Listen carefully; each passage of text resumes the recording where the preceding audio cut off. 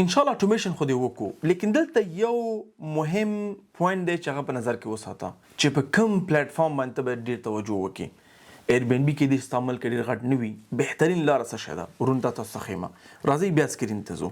ما کوم چې د غټ پلیټ فارمونه ټول ته لیست کړي دي. سمه ده، یو دا پلیټ فارم دی په دنیا کې چې اکثر خلک کوم پراپرټي اصلي هغه پکې اچي.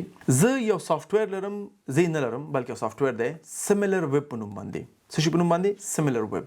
دا یو ګوګل کروم ایکسټنشن لري. دا ډاونلوډ کا، هر یو پلیټ فارم چې استفاده کوي غواړي توجه ته ورکړي هغه باندې کلیک کا.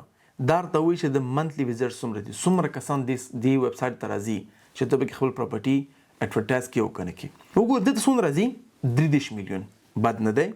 اوس راځو دویم ګورو. بوکینګ ډاټ کام څومره راځي؟ 440 میلیون. نو دا واضح معلومیږي چې ته باید په بوکینګ ډاټ کام باندې توجه وکړي. اوس راځو ایر بی ان بی ګورو چې ایر بی ان بی څومره راځي. ایر بی ان بی ته 14 میلیون. ایر بی ان بی یو کې ته وبخښه، موږ په ایر بی ان بی یو کې کیو. که زه ایر بی ان بی ډاټ کام چک کما نو الته به حتما ایر بی ان بی ډاټ کام ورلډ وایډ دی، ایر بی ان بی یو کې فقط یو کې پورې ده. که ایر بی ان بی بیا ماته ډاټ کام نه ښکار کوي ځکه زه په یو کې کیم، نو ماته صرف ایر بی ان بی یو کې ښکار کوي. دلته په یو کې 14 میلیون دي. فکر کوم بوکینګ ډاټ کام په ایشین ملکونو کې لکه ملیزیا شو، برونای شو، تایلند شو، ولته ډیر مشهور دی. ایر بی ان بی ډیر په غربي ملکونو کې مشهور دی. نو ته باید دا ریسرچ وکړي چې ستا په علاقو کې سیملر ویب باندې ریسرچ وکړه او ایکسټنشن ډاونلوډ کا چې کوم پلیټ فارم ته به ډیر توجه ورکړي او هغه بیا استفاده کا. دا یو مهم پوینټ وختونه تاسو ته ذکر کوم.